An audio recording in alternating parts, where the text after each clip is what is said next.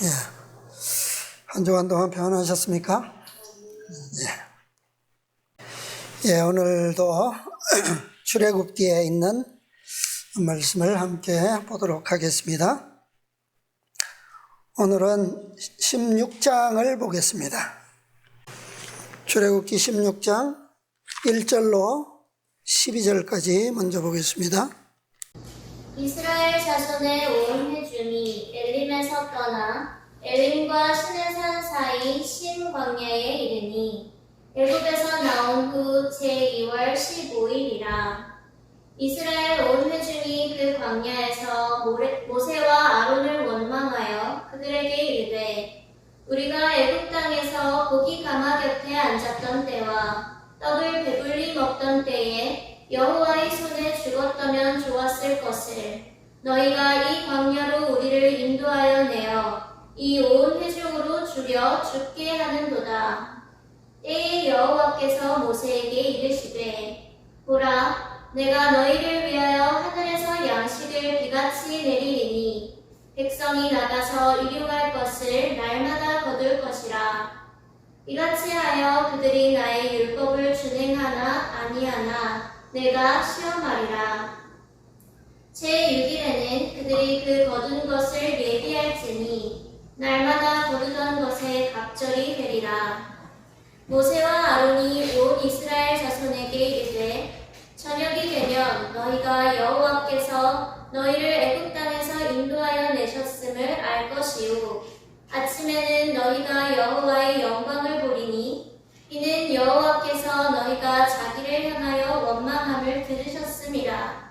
우리가 누구간데 너희가 우리를 대하여 원망하느냐?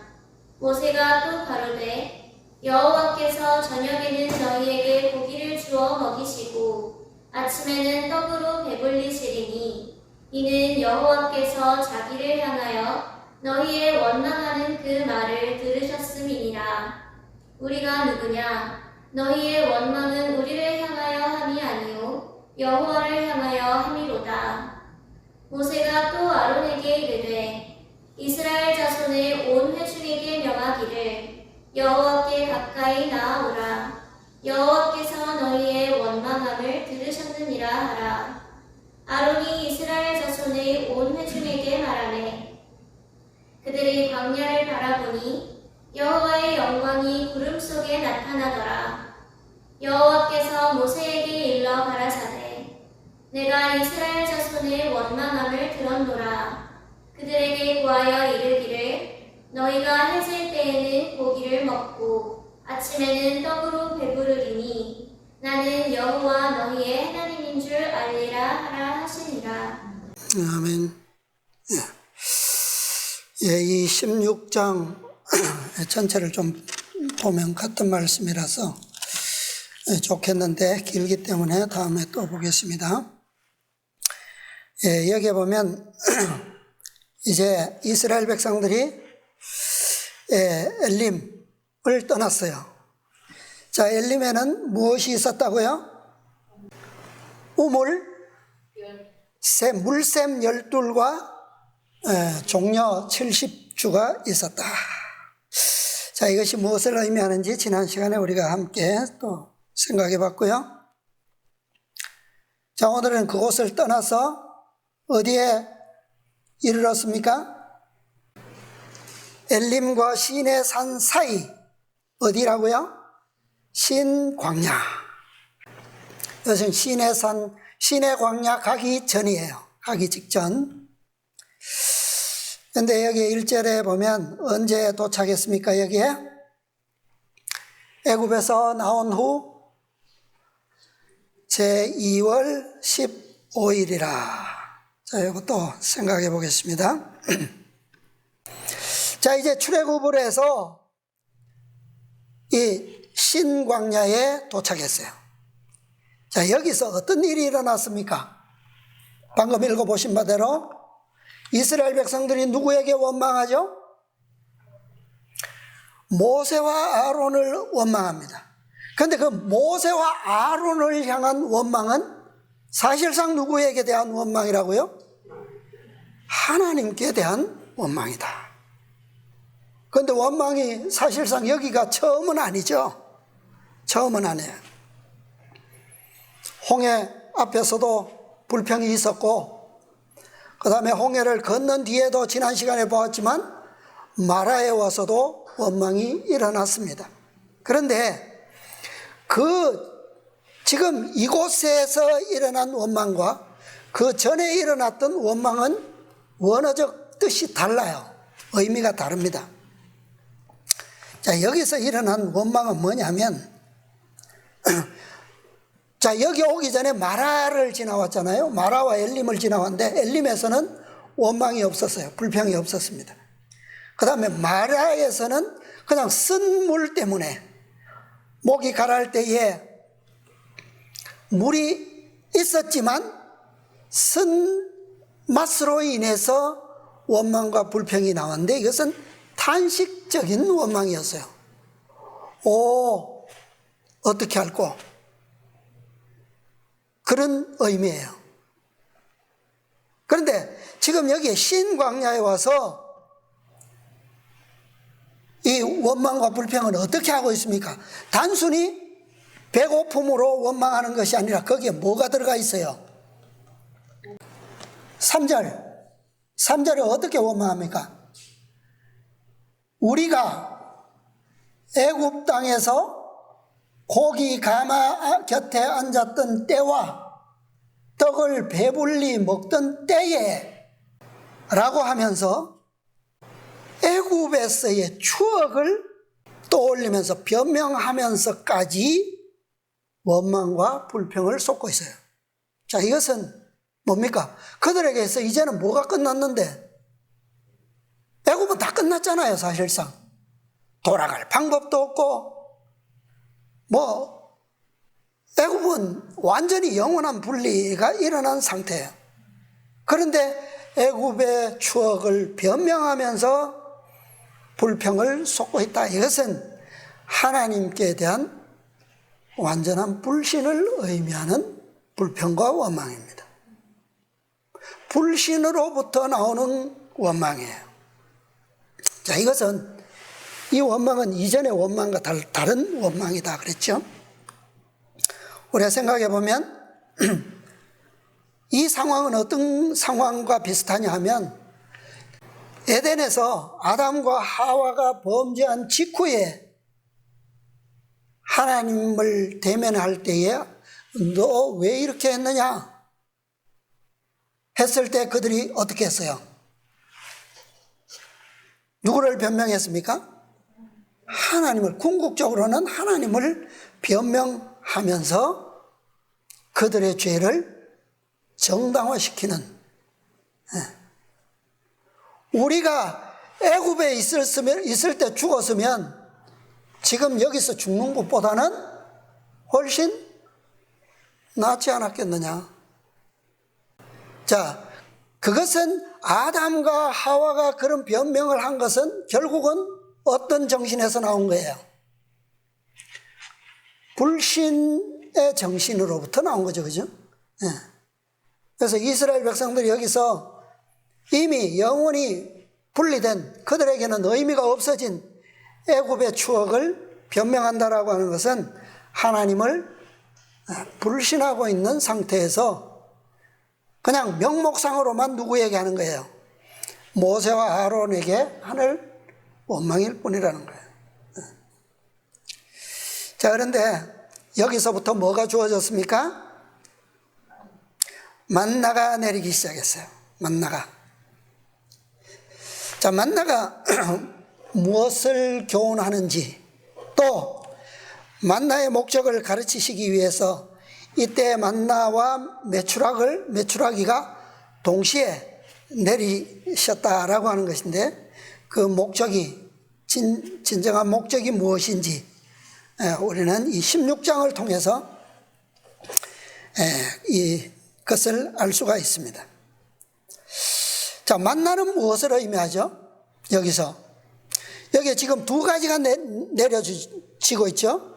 애굽의 추억처럼 그들이 그렇게 불평했기 때문에, 원망하고 있기 때문에 하나님께서는 두 가지 다 허락하셨어요.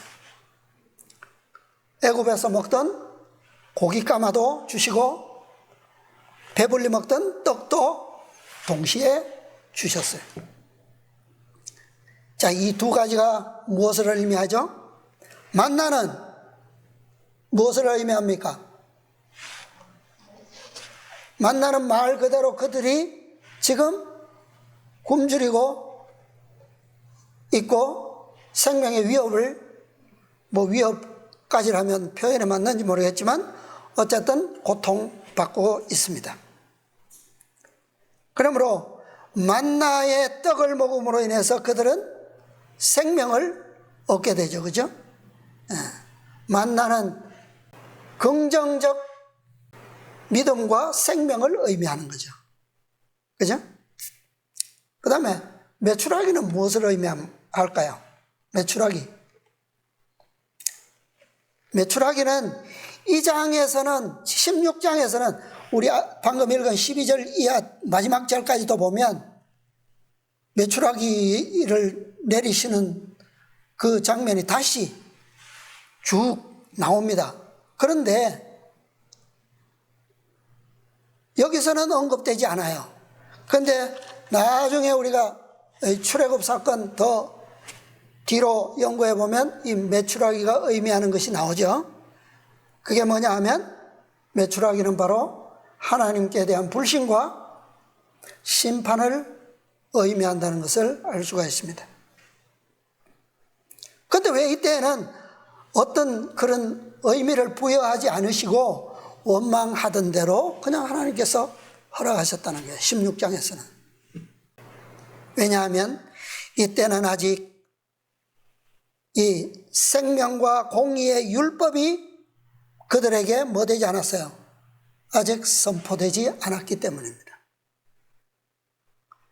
그 다음에 만나의 진리가 아직은 완전히 그들에게 주어지지 않았어요. 그리고 그렇기 때문에 메추라기가 허락되기는 했었어도 그것을 취했다고 해서 백성들이 심판을 받지는 않았다는 겁니다. 심판이 이루어지기 위해서는 어떻게 돼야 돼요? 옳고 그름이 분명히, 선악이 분명히 밝혀져야 되겠죠. 그죠? 분명히 공포되어야지만 심판할 수가 있습니다. 그래서 이 메추라기를 통한 심판은 만나의 교훈과 공의의 진리가 완전히 선포되었을 때 그 이후에 이루어지는 겁니다. 그때가 언제냐? 민수기 11장에 가야 나와요.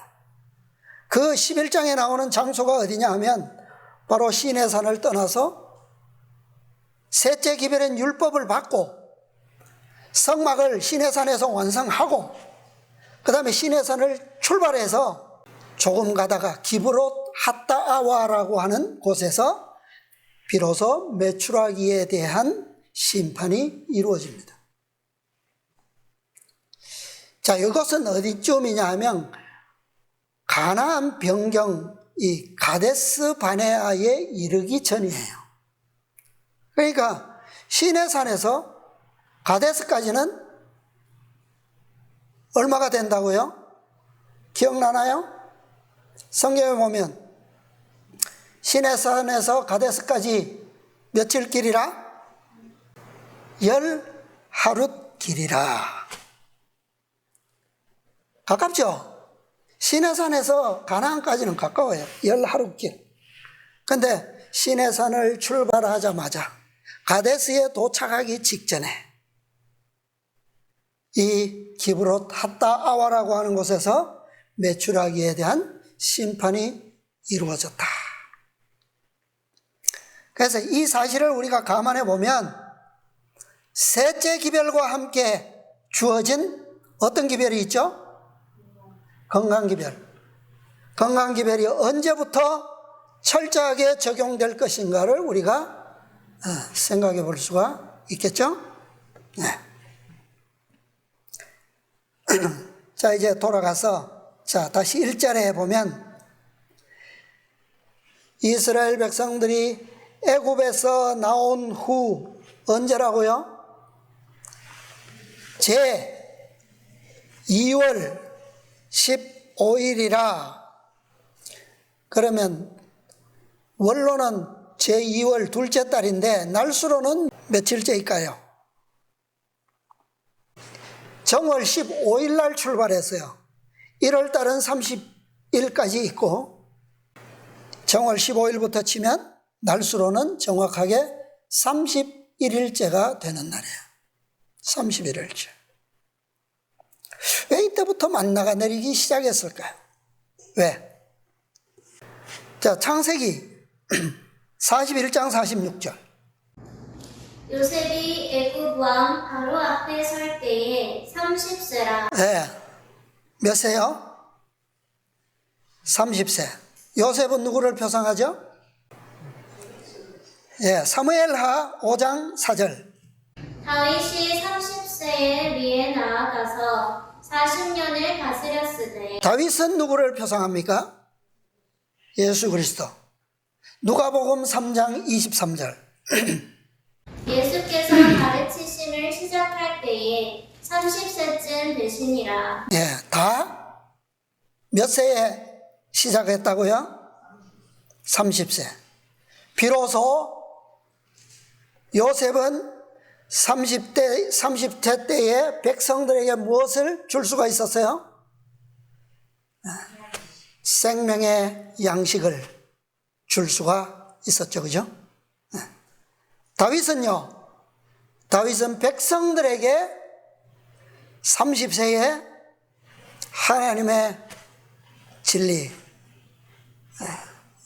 이 진리를 그도 백성들에게 나눌 수 있었습니다. 예수님께서도 30세쯤에 공생애가 시작되었어요. 자, 이것은 시대마다, 각 시대마다 하늘에서부터 만나가 내리기 시작한 때가 어느 때쯤이라고 하는 것을 가리키고 있죠. 자, 출애굽 때 광야에서 만나가 몇 년 동안 내렸죠? 몇 년 동안 내렸습니까? 16장 35절. 출애굽기 16장 35절. 이스라엘 자손이 사람 사는 땅에 이르기까지 40년 동안 만나를 먹되 곧 가나안 지경에 이르기까지 그들이 만나를 먹었더라. 몇 년 동안요? 40년 동안. 어디에 이르기까지? 가나안 땅인데 그 땅이 어떤 땅이라고요? 사람이 사는 땅에 이르기까지. 다시 말하면 그 40년 동안은 만나가 내렸던 그 40년 동안에 이스라엘 백성들이 갔던 그 땅은 어떤 땅이라는 겁니까? 사람이 사는 땅이 아니라는 얘기죠. 그죠? 네. 광야라는 얘기입니다. 그래서 예수님께서 오셔서 십자가에 돌아가신 때가 몇 년? 예수님께서 오셔서 십자가에 돌아가신 때가 아담이 범죄 이후로 몇 년이라고요? 4,000년. 그러면 이 4,000년은 4,000년 동안 하나님의 백성들이 걸어온 땅은 어떤 땅이라는 얘기입니까? 광야라는 땅이죠. 사람이 사는 땅이 아니라는 얘기죠. 그죠? 그래서 예수님께서 오셔서 십자가에서 돌아가심으로 말미암아 비로소 어느 땅에 이르렀다? 사람 사는 땅. 그곳이 어디입니까? 그 땅이 어느 땅이에요? 예수님께서 오셔서 하나님의 백성들이 이룰 수 있었던 땅, 들어간 땅, 그 땅이 어느 땅이에요? 예? 은혜의 왕국. 그죠? 그곳이 어떤 땅이다? 사람이 사는 땅이다. 그러니까 구약시대 4,000년 동안은 지금까지 사람 사는 땅이 아니라 광야의 세월이었다라고 하는 것을 알 수가 있죠. 네. 그래서 이 구약의 시대는 무엇을 먹는 시간이었다? 하늘에서 내리는 만나를 먹는 시대였다. 그러면 만나를 상징한 진짜 양식을 먹는 때는 언제부터라고요? 사람 사는 땅에 가서 뭘 먹어요? 실제로 그 땅에서 난 곡식을 먹었잖아요. 그죠? 그때에 만나가 끊어졌어요. 그러니까 예수님께서 은혜의 왕국을 세우셨을 때에 표상적인 만나의 시대는 뭐였다? 끝났다는 거예요. 그렇죠? 네. 그래서 신약 시대에 그리스도의 십자가로 말미암아 세워진 새 언약, 그 언약으로 말미암아 세워진 땅이 진짜 사람 사는 땅이고, 그곳이 바로 젖과 꿀이 흐르는 땅이고, 그것이 바로 가나안이 내는 진짜 양식이라는 겁니다. 그래서 이스라엘 백성들이 예수님께 그랬죠. 예수님께서 말씀하셨어요. 자, 만나를 먹은 조상들은 다 어떻게 되었다고요? 광야에서 다 죽어버렸어요. 광야에서. 그러나 하늘로서 온 참 양식인 그리스도를 먹는 자는 어떤 약속이 있습니까? 요한복음 6장에서 여러 번 반복해서 말씀하셨잖아요. 어떻게 될 거라고요? 죽어도 살겠고 그는 마지막 날에 내가 다시 뭐하리라? 살리리라. 네. 그죠? 내가 곧 하늘로서 온 참 떡이요 참 양식이라고 요한복음 6장에 성경에서 가장, 신약성경의 가장 긴 설교장이에요. 그래서 오늘날 우리가 취하는 이 양식이야말로 진짜 뭡니까? 영생이 보장된 떡이에요. 그렇죠? 이 떡이 바로 무슨 떡? 어떤 떡이라고요? 뭐라고요? 바로 그리스도의 의, 그분의 품성, 말씀이 육신이 된 떡이에요. 그죠? 자, 우리가 이 16장에서 만나가 처음으로 내리기 시작했는데, 만나가 내린 진짜 이유를 또 좀 생각해 보겠습니다. 4절에 보면 뭐라고 말씀하셨죠? 16장 4절에 이같이 하여 그들이 나의 율법을 뭐하나? 준행하나? 아니하나? 내가 뭐하리라? 시험하리라. 여기에 나의 율법은 토라입니다. 토라는 십계명만을 의미하는 게 아니고요, 모세 오경, 하나님께서 주신 말씀 전부를 가리킵니다. 그분의 가르침 모든 것을 토라라고 그래요. 자, 율법을 준행하나 아니하나 내가 시험하리라. 여기에서 준행하나라고 하는 히브리어는 얄라크인데, 얄라크의 뜻은 뭐냐면 가다, 오다, 걷다 이런 뜻이에요. 그게 준행의 뜻입니다. 준행의 뜻. 가면 가고 오면 오고 걸으면 걷는 거예요. 자, 하나님의 백성들은 어떻게 가고 어떻게 오고 어떻게 걷습니까? 그들의 행하는 모든 일에서 누구를 따릅니까? 그리스도를 따르죠. 하나님의 인도하심을 따라가요. 그것이 하나님의 백성들이에요. 그죠? 그것이 준행이라고 하는 뜻입니다. 네.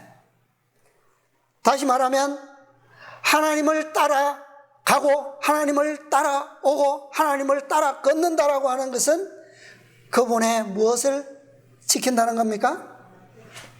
말씀을 지키는, 계명을, 율법을 지키는 것을 의미하죠. 그죠? 예. 자, 우리가 좀 돌아가 보려고 합니다.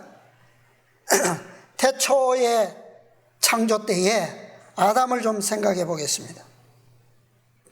좀 멀리 이렇게 돌아서 이스라엘 백성들이 40년을 광야를 돈 것처럼 좀 돌아서 이 만나라고 하는 교훈에 좀 접근해 보려고 합니다. 자, 예를 들어서 바람이 오고 가는 것은 뭐라고 표현하죠? 바람은 불죠.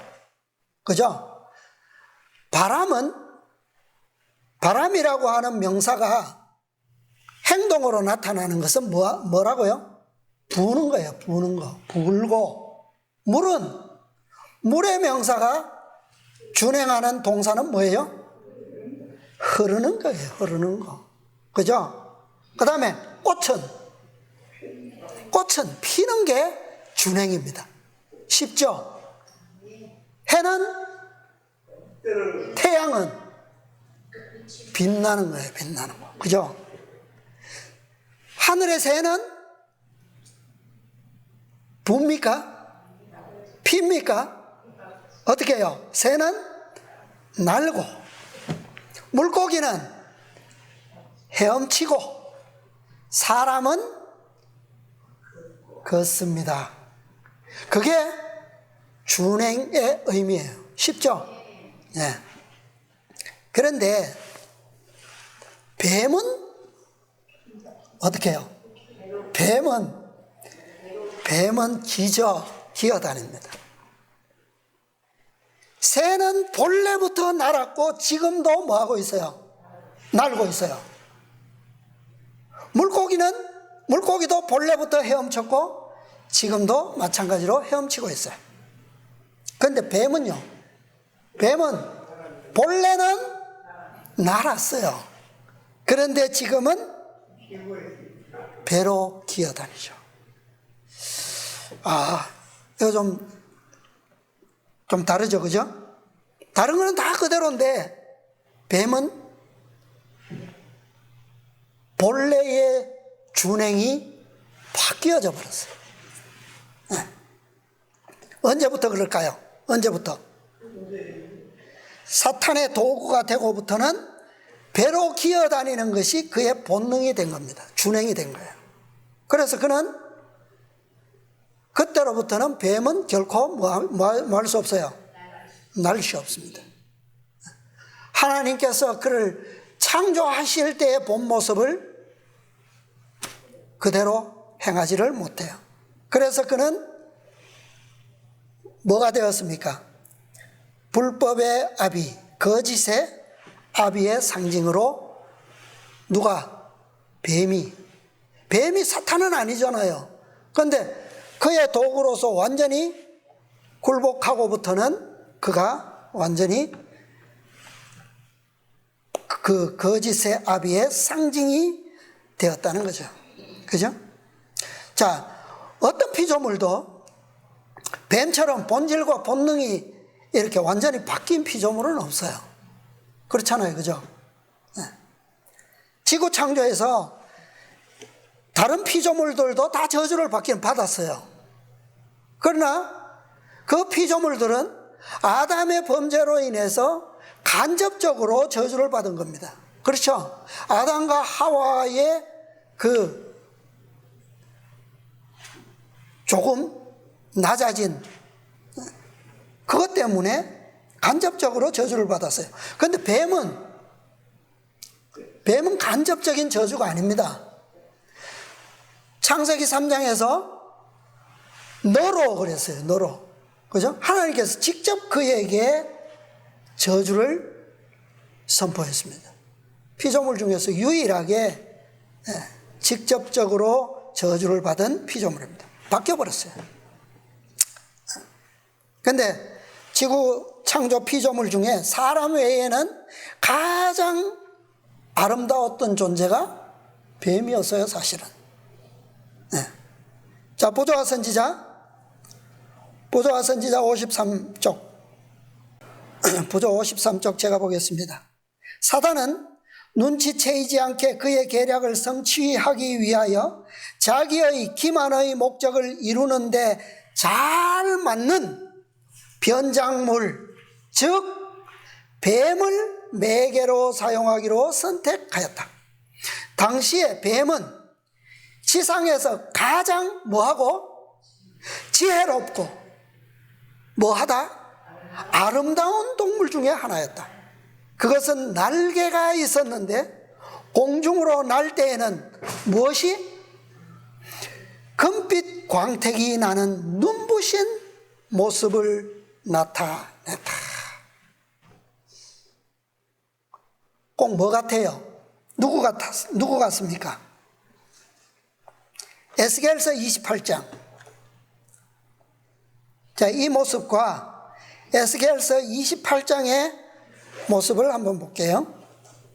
에스겔 28장 12절로 12절 13절.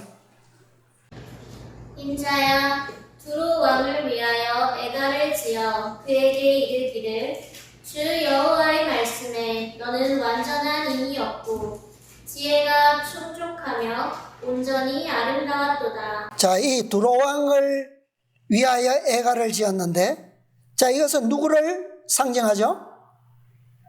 지금 루스벨을 상징하는 겁니다. 자, 13절. 네가 옛적에 하나님의 동산 에덴에 있어서 각종 보석 곧 홍보석과 황보석과 금강석과 황옥과 홍만호와 청옥과 청보석과 남보석과 홍옥과 황금으로 단장하였었으며 네가 지음을 받던 날에 너를 위하여 소고와 비파가 예비되었었도다. 자, 이런 단장으로 각종 보석으로 단장된 이 날개가 공중으로 날면 그 빛이 어떻게 나겠어요? 어떻게 나겠습니까? 아까 부조와 선지자에 기록된 말씀처럼 공중으로 날 때에는 무엇이 나는? 금빛 광택이 나는 눈부신 모습을 나타냈다.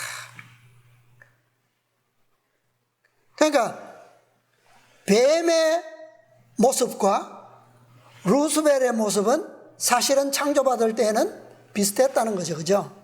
예, 비슷했어요. 지혜로웠고 지혜가 충족하며 온전히 아름답게 창조되었던 존재. 그런데 그가 사람을 유혹하고 타락시키는 매개물로서 굴복됨으로 인해서, 그죠? 그래서 아담을 이 하나님으로부터 완전히 반역하게 만든 장본인이 된 거죠. 그죠? 그것이 바로 뱀이 루스벨을, 사탄을 상징하는 피조물로 저주를 받은 이유입니다. 자, 또 다른 말씀 보겠습니다. 빌립보서. 자, 이거는 의미가 조금 더 돌아가는 의미인데요. 빌립보서 3장 19절. 저희의 마침은 멸망이요 저희의 신은 배요 그 영광은 저희의 부끄러움에 있고 땅의 일을 생각하는 자라. 네, 저희의 마침은 멸망이요 저희의 신은 뭐라고요? 배가 신이라는 의미가 뭡니까? 무슨 뜻에서 이렇게 사도 바울은 기록하죠? 로마서 16장 17, 18절. 자, 17절 생략하고 18절만 봅시다.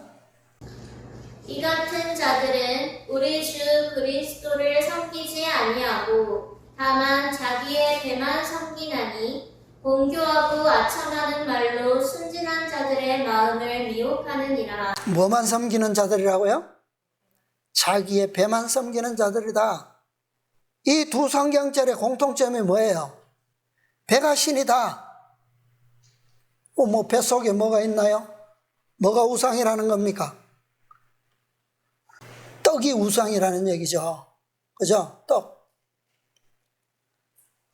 예수님께서 빈들에서 설교하시다가 떡을 나눠주셨어요. 그죠? 근데 그 이튿날도 어떻게 했어요? 사람들이, 그 떡을 얻어먹은 사람들이 그 이튿날에도 몰려왔죠. 뭐 하려고?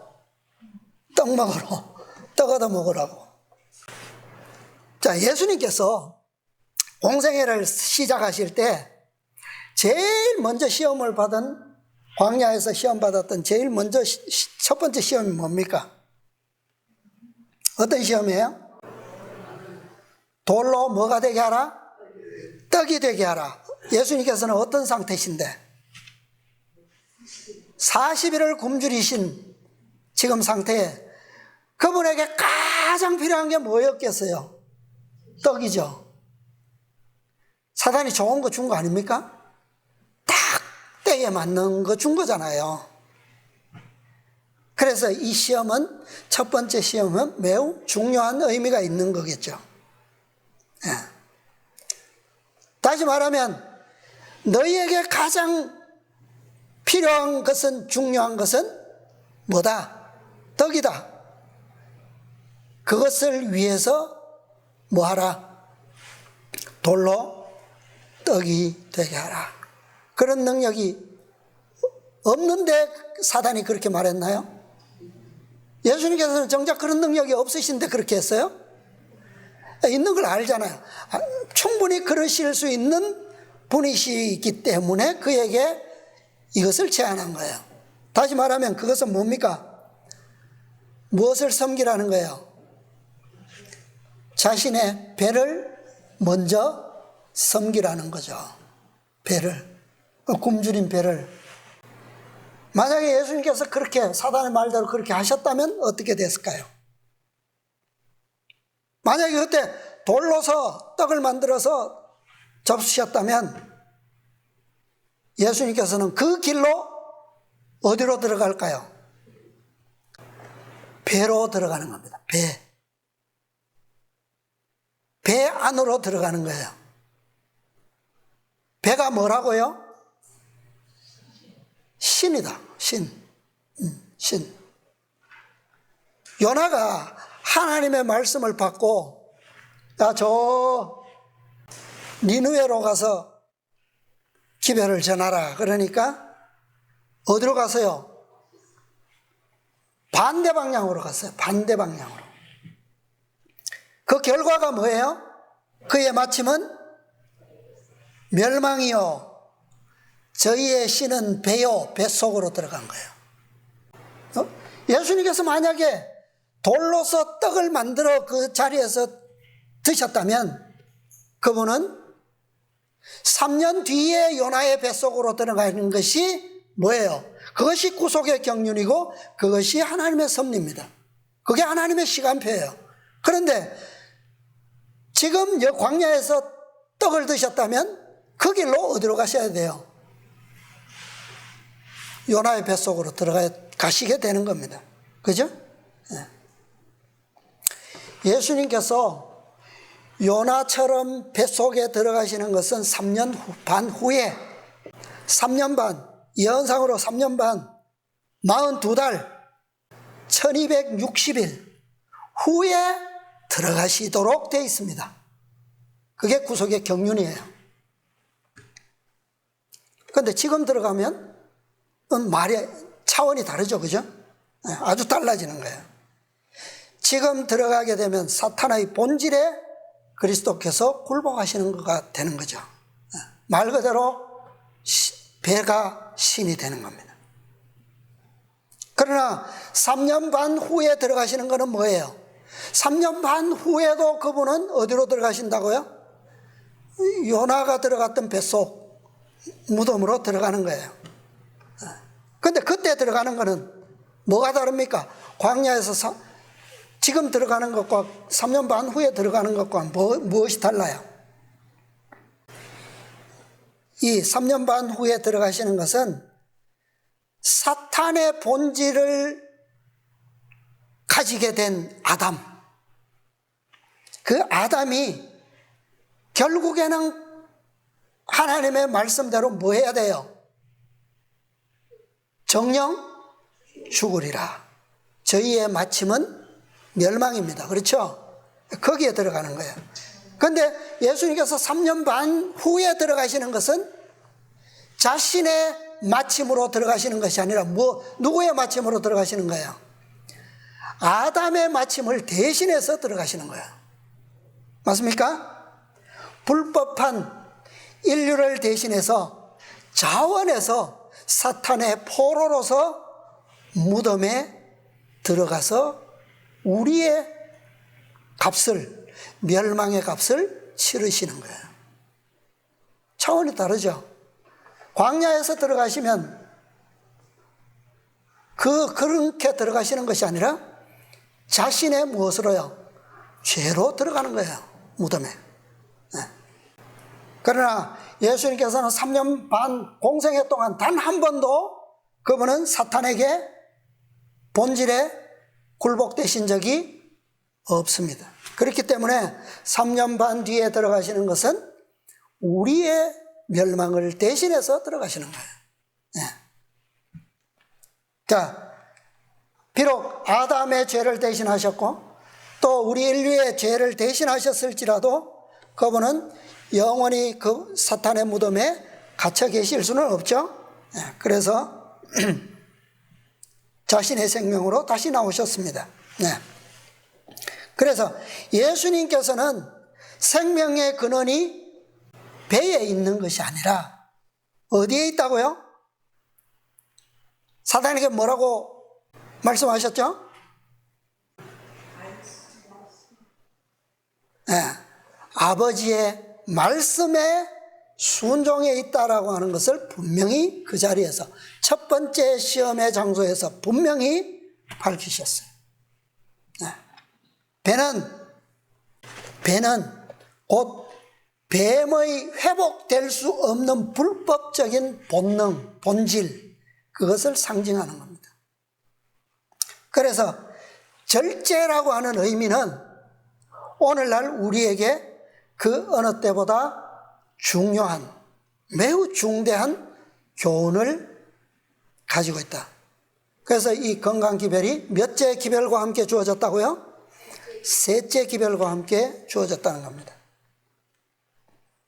자, 이사야서 27장을 좀 보겠습니다. 이사야서 27장 1절.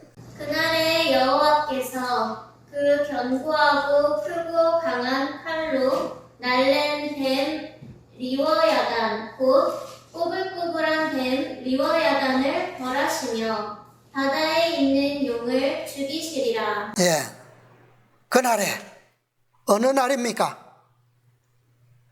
창세기 3장 15절에 예언된 그날이죠. 그날 어떤 날이죠? 그날에 누구를 죽인다고요? 날랜 뱀, 견고하고 크고 강한 칼로 그를 벌하시고 죽이시겠다. 그 견고하고 크고 강한 칼, 그게 뭐예요? 바로 그리스도의 성육신이죠. 아버지의 말씀으로 완전히 나타나신, 그거보다 더 견고하고 더 크고 더 강한 칼이 없습니다. 그렇죠? 히브리서의 사도 바울은 뭐라고 그랬습니까? 그 칼은 어떻게까지 한다고요? 찔러 쪼개서 골수를 쪼개기까지 한다. 네. 그 칼로 어떻게 한다고요? 날랜 뱀 리워야단 곧 꼬불꼬불한 뱀 리워야단을 벌하시며 바다에 있는 용을 죽이시리라. 생물들 중에 꼬불꼬불하게 다니는 거 뱀이에요. 뱀.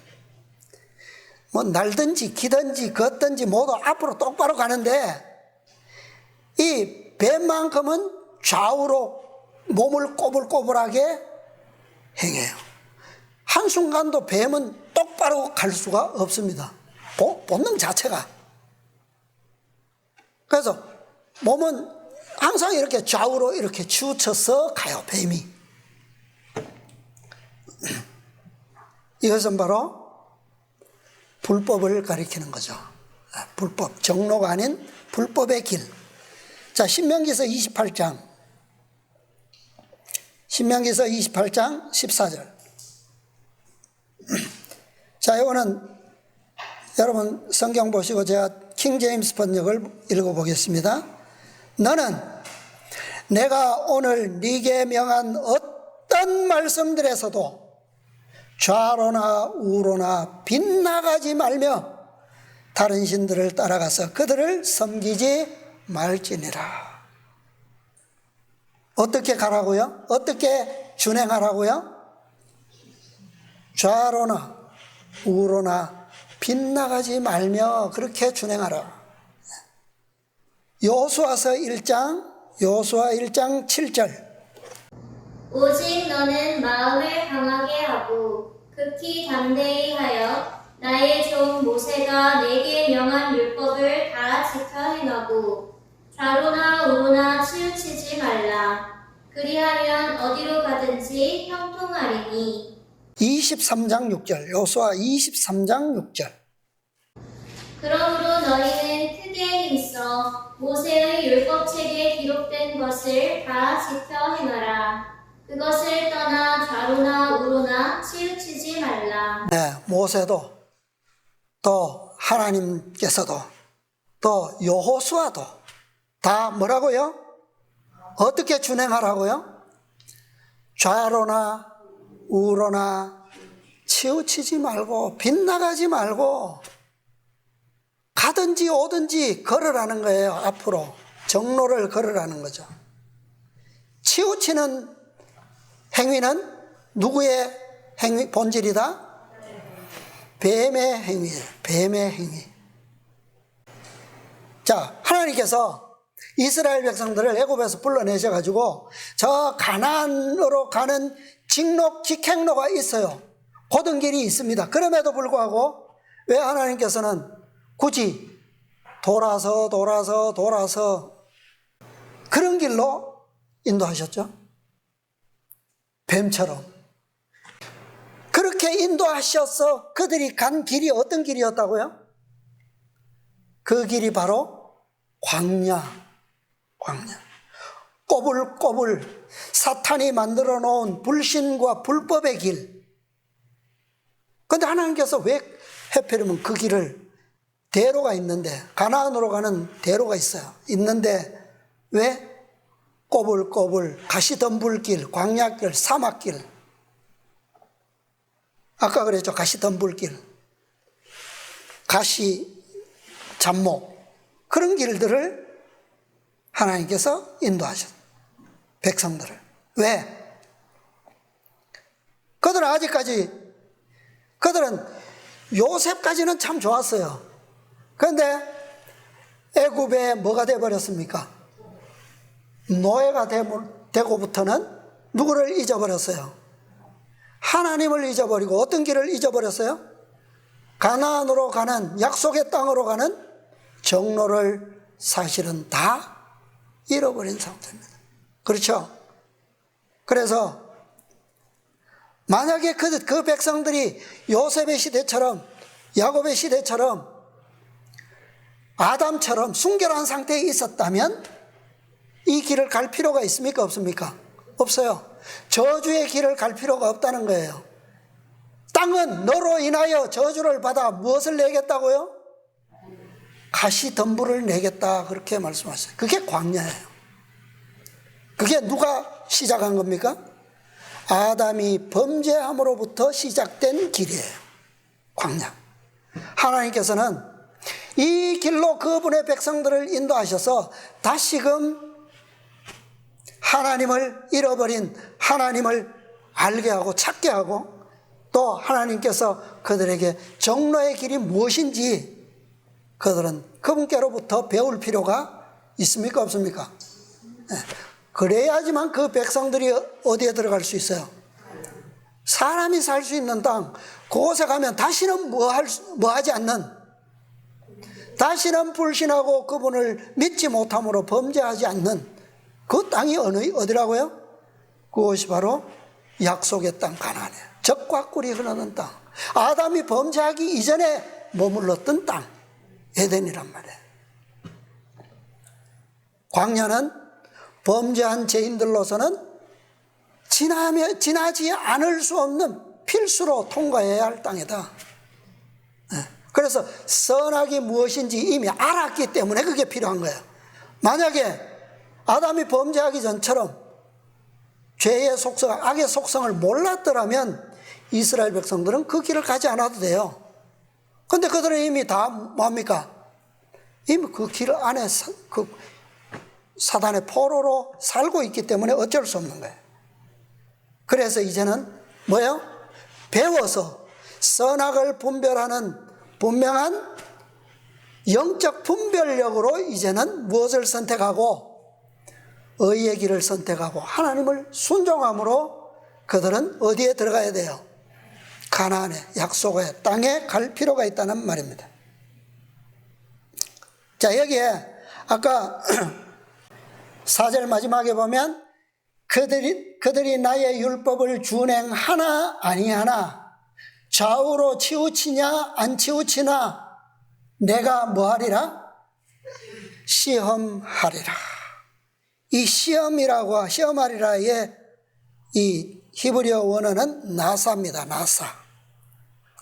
나사의 뜻은 뭐냐 하면 시험한다는 말인데 어떤 시험이냐 하면 에덴에서 사탄이 뱀을 위장해서 변장해서 유혹하는 시험이 아니에요. 이것은 유혹의 시험이 아니고 입증하는 시험입니다. 입증. 프로브. 증명의 개념으로서의 시험이에요. 이것이 나사입니다. 하나님의 목적은 여기에 있습니다. 광야로 그들을 인도하신 목적 여기에 있는 거예요.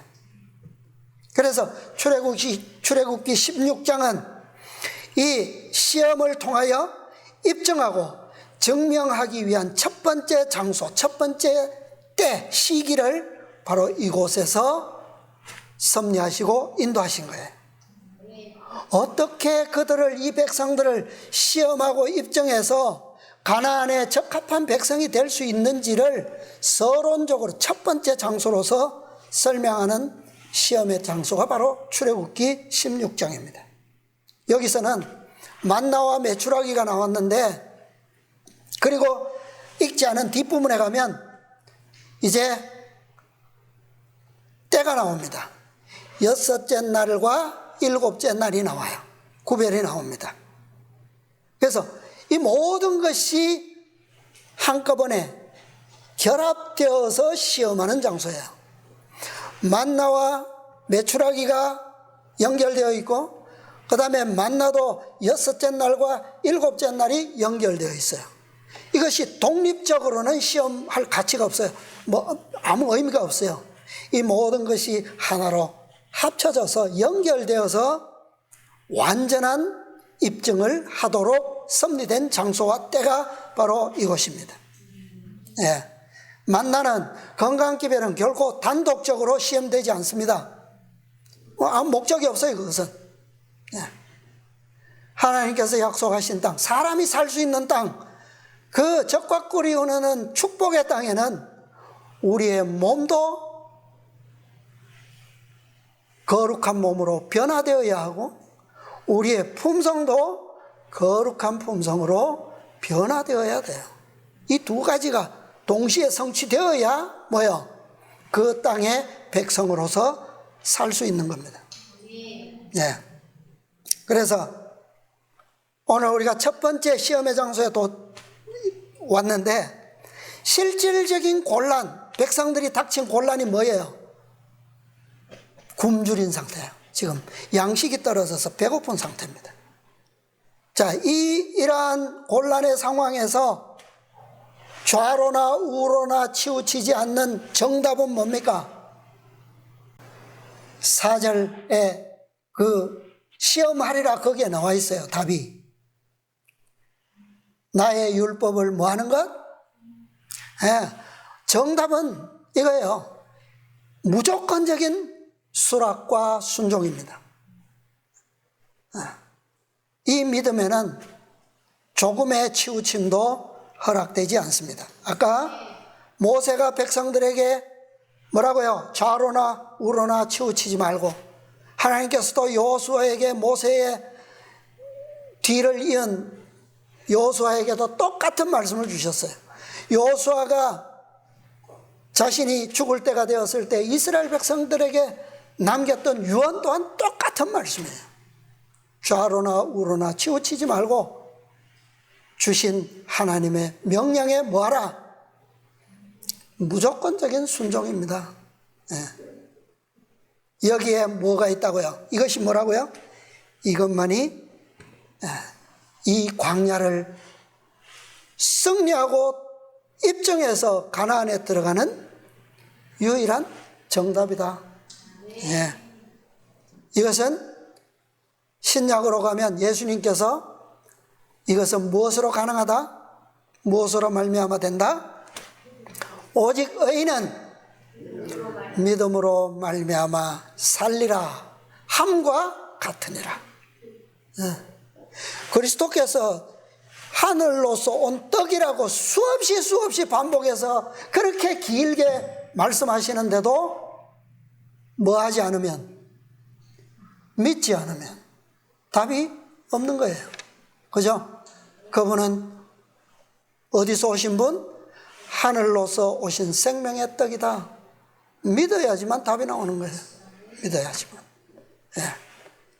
다음 시간에 계속해서 보겠습니다. 감사합니다.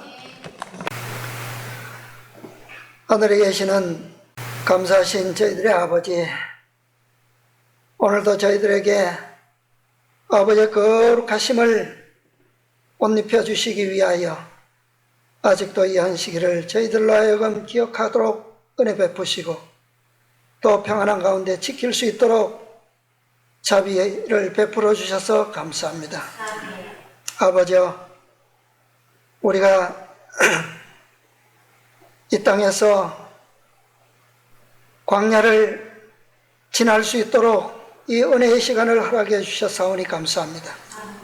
이 광야를 지날 때에 아버지, 우리가 목마르고 배고프고 또한 수많은 가시덤불들과 또 우리를 뒤에서 물어뜯는 그런 뱀들이, 독사들이 우글거리는 이 광야를 지나고 있지만 아버지, 매 순간 우리를 마시우고 먹이시며 또한 그 위험들로부터 지켜주셔사오니 감사합니다. 이 모든 것은 주님께서 이 땅에 오셔서 우리를 대신하여 그 저주의 십자가를 지시고 아버지께서 친히 저주하셨던 그 뱀의 형상에 매달리셔서 아버지 멸망의 마침이 되셨음을 인하여 오늘 우리의 삶이 주어졌음을 인하여 감사합니다. 아버지, 우리로 하여금 우리가 저 요나처럼 멸망의 배에 들어가야 마땅하지만 주님께서 그 깊고 어두움의 무덤에 들어가셔서 우리의 멸망을 대신해 주셔사오니 아버지, 오늘 우리를 살게 하시고 또 주님의 약속된 그 허락의 땅에 우리에게 인도하시는 그 섭리들을 보여주시오니 감사합니다. 아버지, 우리가 이스라엘 백성들의 그 본을 아버지 따르지 않도록 아버지, 우리의 모든 영혼들의 마음속에 주님의 믿음을 배우고 주님의 믿음을 간직할 수 있도록 축복하여 주시옵소서. 이 시대에 우리에게 준 이 마지막 진리의 기별 안에 그 믿음을 선물로 주셔사오니 감사합니다. 아버지, 그 선물을 아버지 상실치 않도록 아버지 우리의 각자의 마음들을 인도하여 주시옵소서. 성령께서 끊임없이 말씀으로 지켜주시고 참으로 우리와 함께 하시는 아버지, 또한 우리에게 이 위험한 광야에서 안전한 벽으로 지키시고 돌보시는 아버지, 아버지, 이제는 영원한 생명의 양식으로 우리의 굶주림을 또 목마름을 대신할 수 있도록 채워주시는 그 은혜를 감사합니다. 아버지, 오늘날 우리에게 이 광야에서 베푸신 진리의 식탁을 우리가 날마다 맛볼 수 있도록 도와주시고 아멘. 아버지 그 진리의 양식 안에서 아버지의 약속의 땅에 이르기까지 아버지 이 떡을 먹음으로 우리가 살게 하여 주시옵소서. 아멘. 주님께서 성육신으로 오셔서 우리를 위하여 삶의 길을 열어놓으시고 좌로나 우로나 치우치지 않도록 우리를 가르쳐 주신 그 교훈을 아버지 남은 생애 동안 우리가 믿음으로 따라갈 수 있도록 도와주시옵소서. 아멘. 아버지 이제는 결코 돌아가거나 또 둘러갈 길이 없음을 우리가 이제 압니다. 아멘. 이제 시내 산으로부터 아버지 돌지 아니하고 곧장 아버지 약속의 땅에 이를 수 있는 그러한 믿음을 우리가 성취할 수 있도록 도와주시옵소서. 아멘. 이제 돌아갈 수 있는 시대는 다 지나갔음을 압니다. 이제는 짧은 몇 날만이 우리에게 남아 있사오니 아버지 그 길을 이제 믿음으로 승리하고 또 믿음으로 요단을 건너고 믿음으로 가나안을 정복할 수 있도록 인도하여 주시옵소서. 아멘. 아버지 사랑하는 가족들 이제 다 헤어져 있고 또 우리와 같은 믿음 안에 있지 못한 것을 아버지 우리의 마음에 슬픔을 가집니다. 아버지 우리로 하여금 그들과 어떻게 연합할지 주의 길을 보여주시고 우리와 그들에게 아버지와 동일한 진리의 지식을 지혜를 충만케 해 주시옵소서. 아멘. 아버지 그들과 함께 주님의 나라에서 아버지 생명의 떡을 먹을 수 있도록 도와주시옵소서. 아멘. 아버지여 또 이제 이 세상은 너무나도 혼란하고 참으로 우리에게 그 마지막 바란 광야와 사막의 광야 그 광야를 지날 때가 가까웠사오니 아버지 그 때를 무사히 통과할 수 있도록 아버지 지금 주어지는 이 만나를 풍성히 먹을 수 있도록 도와주시고 아멘. 오직 아버지께서 명하신 방법대로 이 만나를 취할 수 있도록 도와주시옵소서. 아멘. 아버지 어떠한 것도 우리의 지혜와 이 빛난 지식들을 아버지 흩뜨리지 않는 그러한 길을 우리가 갈 수 있도록 아버지 우리의 믿음을 온전케 하여 주시옵소서. 아멘. 아버지 남은 시간에도 함께 해주시고 이제 짧지만 무더위가 아직 끝나지 않았습니다. 아버지 이 경험을 통하여 우리의 영적 무더위를 지나는 그 길 가운데서도 아버지 믿음으로 승리하는 우리의 모든 생애들이 다 되도록 축복하여 주시옵소서. 한 주간도 승리의 날이 될 수 있도록 아버지 축복하여 주시옵소서. 모든 것 감사드리오며 예수님의 이름으로 기도드리옵나이다. 아멘.